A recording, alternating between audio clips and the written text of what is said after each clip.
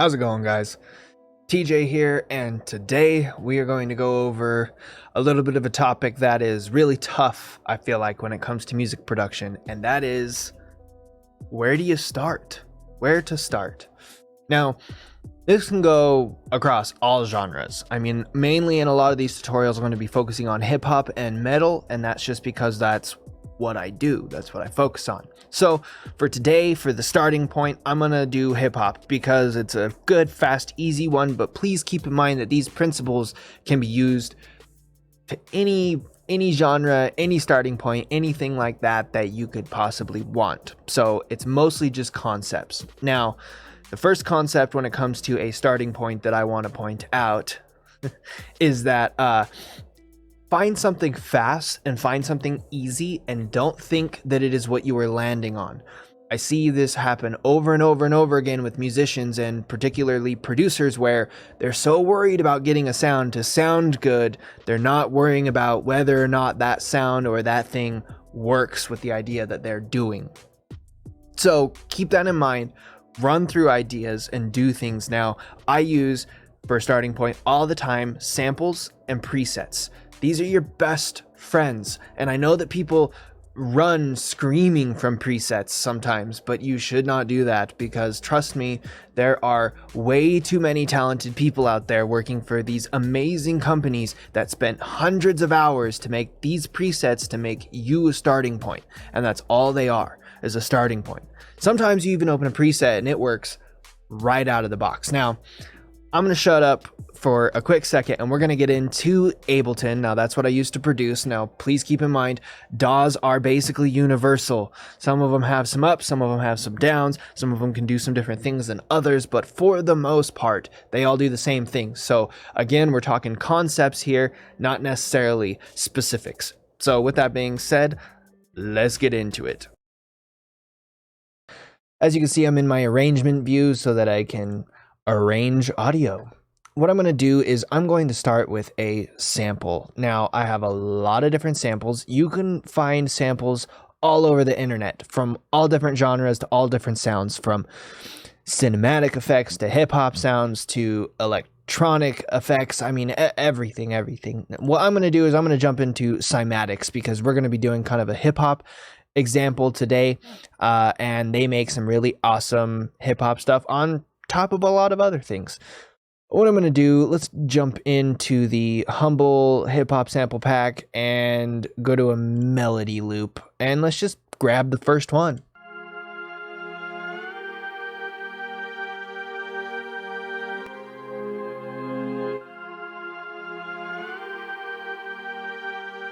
Nice, solid sample. Not a lot of rhythmic things happening in there, so it's pretty good as a starting point, because we're going to be able to take it and manipulate it and do just a whole bunch of shenanigans with it. Let's make sure that Ableton brought it in correctly, and it did not. As Cymatics was kind enough to let us know, the sample is 140 beats per minute, and it is in F minor. What I'm going to do is I'm going to tell Ableton, hey, bud, you're wrong. It's 140. Ableton now understands it is 140. And as we can see, we are lining up. It is making the adjustments happen for us at the 131.76 beats per minute. It seemed to think the sample was at. So this is all corrected in time for Ableton. For any of those Ableton users, that is how you can fix some warp settings. Now, it is in F minor. I love F minor. I think it's a fantastic key. But just for the sake of this tutorial, why don't we transpose it? Bring it up 2 steps. That will put us in G minor, since we went from F to F sharp to now G as our root note. Now, if we listen to it, we changed the tempo and we also changed the key, so it should sound different than it did.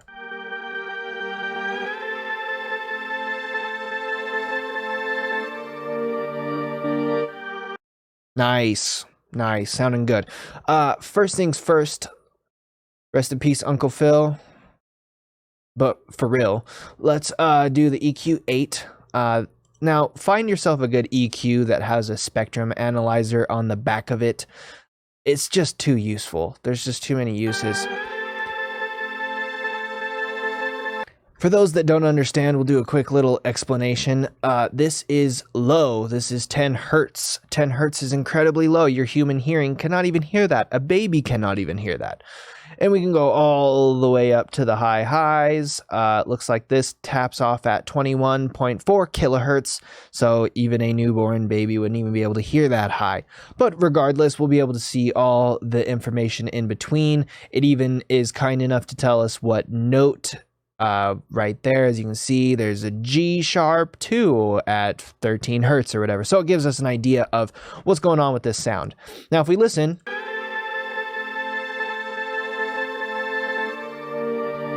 you can kind of see some low end in there that just escaped right up into there. So we'll just bring this back down. We'll still be able to see that. And let's take that low end off just so that we are not having that interfere with anything else. I also saw a big little stack right here.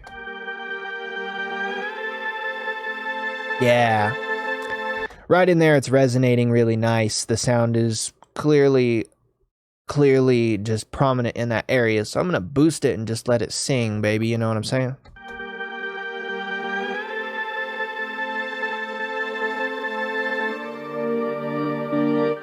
Okay, so a little bit different. We could hear a little bit of distortion happening. This is, ooh, come on. This is because we are still on beats as the warp mode. I'm going to change this to Complex Pro.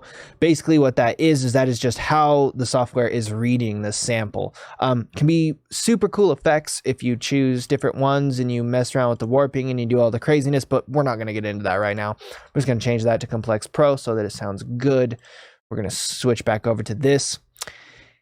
And let's go to another one of my favorite effects. A lot of these DAWs have this already built in. It is just a simple auto pan, pretty bread and butter as far as it goes. Now what I'm going to do is I'm going to turn it up, but we're not going to be using it to pan. We are going to be using it to get a stutter effect. So I'm going to turn that phase down so we're just getting a little bit of a volume peak. Now as you can see, that is just a wave, a sine wave. I want it a little bit more sharp, so we're going to change it to a saw wave. Now, as you can see, we have those nice divots. I'm also going to turn it on to an actual note value, so now we're going to be stuttering at 16th notes. So if we give it just a quick little listen.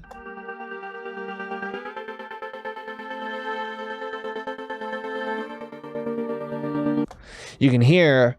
That sounds nice, man. That's a nice little effect. It's already pretty different than the sound was previously sounding because, right, that's what we're trying to do. All we're trying to do is make this not sound like the sample that we pulled from, have a little bit of fun, affect it, and have a starting point for a song. So continuing on, what we can do now, let's go up to our automation settings and let's turn that to automate. Now we have this beautiful little red bar where, as you can see, we can actually tell this to change over time. So starting at 42%, why don't we have it climb all the way up and get pretty harsh right about there. We'll have it come back down pretty quick. We'll have it charge right up there again. Have it come down to the 42.9% it was at the beginning of the sample. Close enough. Now if we listen.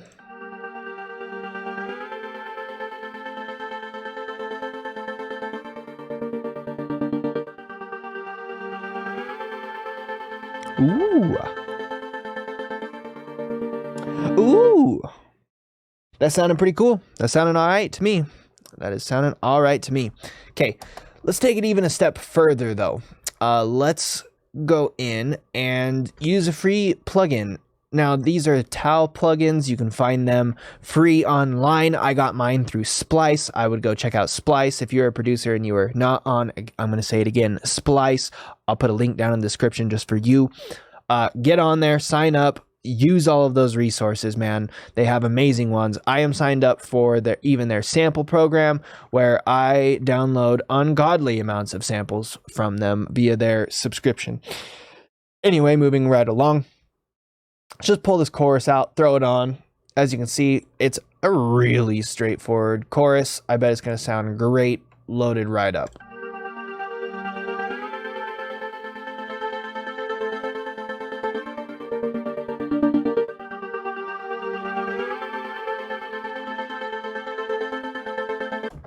Boom, that sounds cool. I'm not even gonna mess with it, man. That's just a solid chorus. I'm digging it. Well, I've used it a couple times already and I love it. Now, sounding cool, sounding awesome. I think we can take it one step further. Let's throw Replika on there. This is one of my favorite delays. Native Instruments makes it. If you have it already, lucky you. If not, I would suggest looking into picking it up. It just sounds great. Now, we're running this rate at 16th notes with that stutter effect. So why don't we just bump this to 16th note, dotted note. So it's a dotted 16th note, blah, blah, blah, blah, blah, blah, blah. I'm going to change that to vintage digital so we get a little bit more of an old school sound out of it. And now let's hear what we got.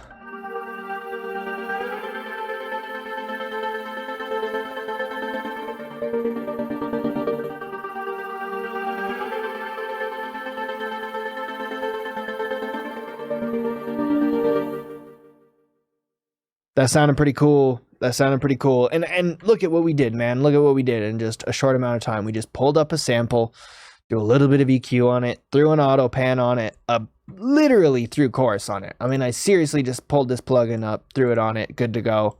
Adjusted two things on this Replika delay. And this is a completely different sample. Completely different. Now, we're going to basically end it here because all we're talking about is starting points. But just to further drive home the idea, why don't we pull out a drum loop? This is just an example if we were to program some drums under this. Let's hear what these sound like. Just a basic drum sample, okay? Now, just to further drive home that this is a starting point, we can hear it with some drums.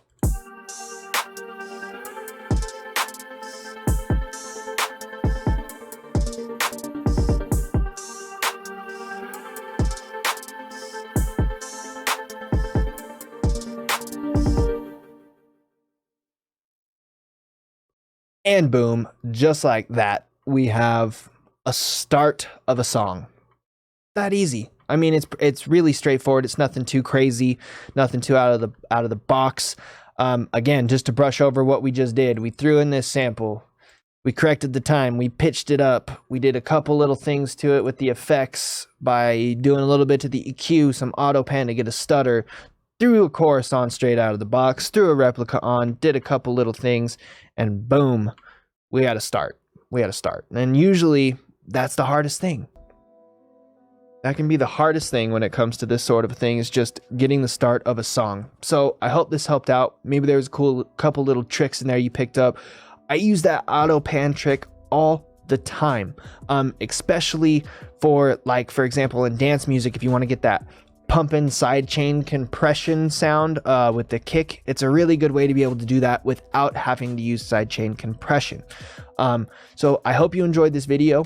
I hope you learned a couple things, picked up a couple things. I know that I had a great time making it. I will have plenty more, and thank you so much for tuning in. Hey guys, TJ here.